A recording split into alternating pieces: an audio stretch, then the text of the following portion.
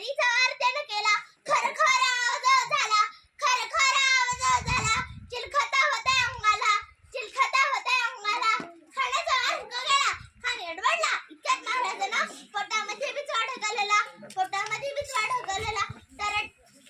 टराटर